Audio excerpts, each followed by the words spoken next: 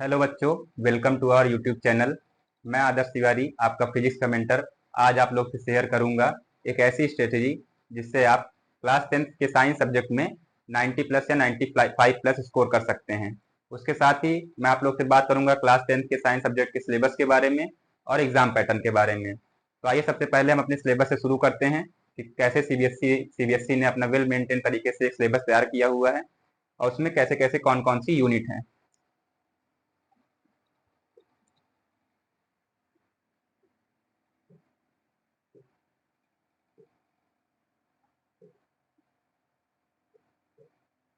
तो सबसे पहले जो आपकी यूनिट है केमिकल सब्सटेंसेस,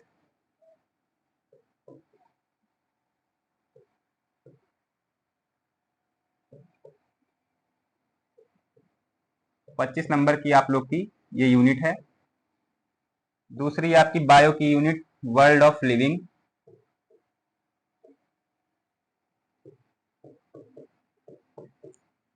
25 नंबर की आप लोग की ये यूनिट भी है। थर्ड नंबर पे आपकी फिजिक्स की पहली यूनिट जो आपको मैं पढ़ाने वाला हूँ, नेचुरल फेनोमिना, 12 नंबर की आपकी ये यूनिट है। फोर्थ यूनिट भी आपकी फिजिक्स की ही है, effect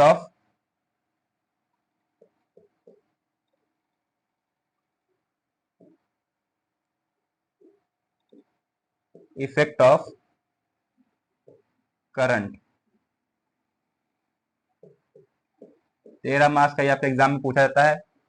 second and last unit आपकी बायो की है, नेचुरल रिसोर्सेस,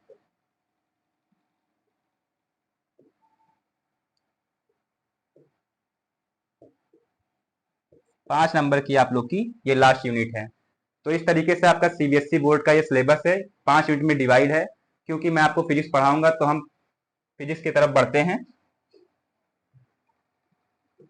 फिजिक्स फिजिक्स की आपकी 2 यूनिट में 4 चैप्टर हैं।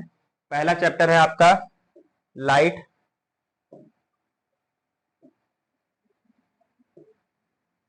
Reflection and refraction. ये दोनों पार्ट आपको पढ़ने हैं।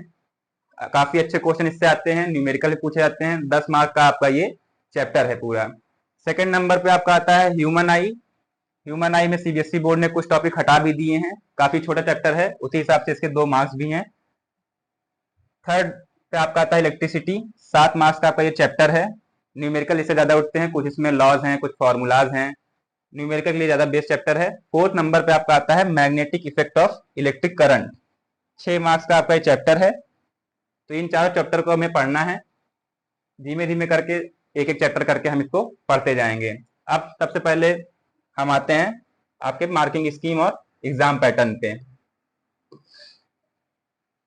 तो जैसा कि आप जानते हैं 100 नंबर का आपका एग्जाम होता है, जिसमें से 20 नंबर आपके इंटरनल असेसमेंट होते हैं, यानी प्रैक्टिकल के होते हैं। ये नंबर आपको बहुत आसानी से मिल जाएंगे। आपको रेगुलर स्कूल अटेंड करना है, अपने प्रोजेक्ट तैयार करने हैं, क्लास में अच्छा बिहेवियर रखना है, आपको ये नंबर आसानी से मिल जाएंगे। बात आती है 80 मार्क्स की। ये 80 मार्क्स आपके 3 पार्ट में डिवाइड हैं, एक एक पार्ट को हम समझेंगे। तो पहला पार्ट आपका है 80 मार्क्स का, जो उसमें 20% मल्टीपल चॉइस क्वेश्चन आते हैं।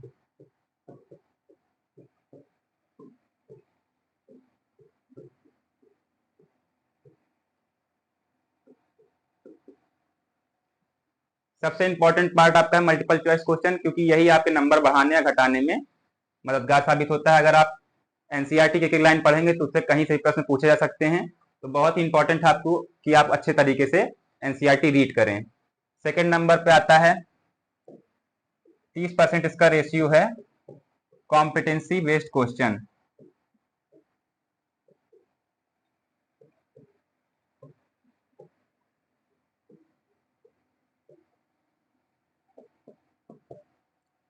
लास्ट ईयर तक इसकी परसेंटेज 40 थी, लेकिन इस साल घटा के सीबीएसई ने 30% कर दी है। कॉम्पिटेंसी बेस्ड क्वेश्चन मतलब ऐसे क्वेश्चन जो आपके रियल लाइफ से जुड़े होते हैं, कॉन्सेप्ट बुक के कोई किताबी ज्ञान पर आधारित नहीं होते क्वेश्चन। आपको अपने दिमाग से कुछ क्वेश्चन करने होते हैं, थोड़े हार्ड भी होते हैं। सीबीएसई हर साल अपनी डिफिकल्टी लेवल को बढ़ाते जा रहा है, तो इस पर हमें विशेष ध्यान देना है। नंबर गेन करने के लिए काफी अच्छा पॉइंट है। इस पे काफी विशेष ध्यान देंगे। थर्ड नंबर पे आता है 50% इसका रेशियो है descriptive question.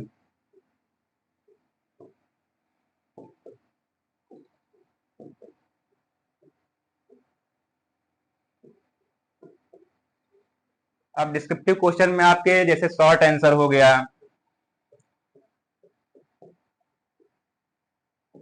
Long answer type question हो गए,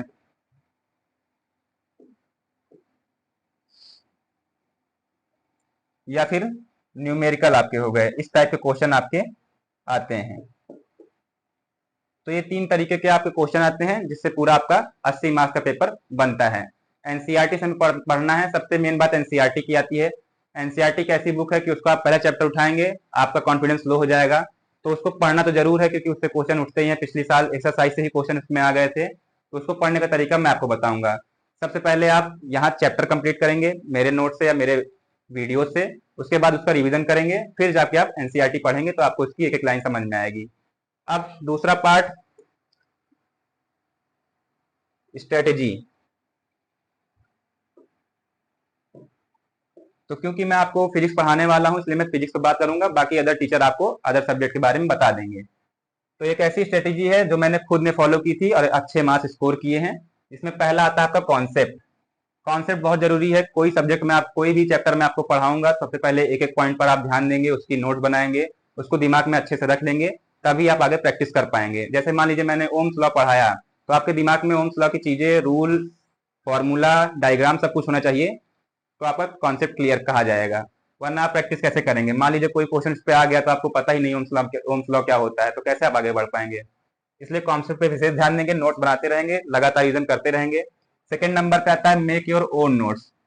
क्रोम पे, गूगल पे भाई नोट्स बहुत अवेलेबल हैं, मिल भी जाती हैं आसानी से, लेकिन मैं चाहूंगा कि आप लेक्चर के साथ साथ अपनी नोट्स तैयार करते रहें ताकि आपको समझ में आए कि मैंने क्या पढ़ा है, उसी हिसाब से आप अपनी नोट्स बनाएंगे, आगे भी रिवीजन करने में आपको आसानी होगी। थर्ड नंबर पे आता है क्वेश्चन प्रैक्टिस। क्वेश्चन प्रैक्टिस आपको मैं भी कराऊंगा। कोई भी कॉन्सेप्ट या कोई भी फॉर्मूला बताऊंगा, उस पर 3-4 क्वेश्चन, 3-4 न्यूमेरिकल मैं आपको बताता जाऊंगा। क्वेश्चन प्रैक्टिस आपकी इस तरीके से भी होगी। और लास्ट में लेक्चर खत्म होने के बाद आप 5-10 मिनट रिवीजन करेंगे, या फिर चैप्टर खत्म होने के बाद आप दोबारा पढ़ के फिर उस पर क्वेश्चन लगाना स्टार्ट करेंगे। इस तरीके आपकी क्वेश्चन प्रैक्टिस लगातार होती रहेगी। फोर्थ और सबसे इंपॉर्टेंट पीवाईक्यूज। किसी भी एग्जाम को क्रैक करने के लिए पीवाईक्यूज रामबाण कहे जाते हैं भाई। इससे आपको एग्जाम पैटर्न के बारे में पता चलेगा। पीवाईक्यू लगाने से आपको पता चलेगा कि कौन से चैप्टर ज्यादा इंपॉर्टेंट है, कौन से टॉपिक से क्वेश्चन लगातार आ रहे हैं। तो पीवाईक्यू से आपको विशेष रूप से लगाते रहना है। पीवाईक्यू की सीरीज, पीवाईक्यू क्वेश्चन मैं आपको कराता भी रहूंगा। तो ये 4 पॉइंट है जिससे आप एक अच्छा मार्क स्कोर कर सकते हैं। तो चलिए आज के लिए इतना ही। आई होप कि आपको वीडियो समझ में आया होगा, सभी चीजें समझ में आई होगी। कोई भी आपकी क्वेरी हो आप नीचे कमेंट कर दीजिएगा, उसका जवाब आपको मिल जाएगा। नेक्स्ट वीडियो से मिलते हैं एक नए टॉपिक के साथ, और अब हम सिलेबस की तरफ बढ़ेंगे क्योंकि टाइम बहुत कम है, 5 ही महीने का टाइम बचा है। जनवरी में आप लोग प्रैक्टिकल वगैरह में बिजी रहेंगे, इसलिए मैं चाहता हूं कि अभी से आप लोग सीरियस हो जाइए और पढ़ाई स्टार्ट कर दीजिए।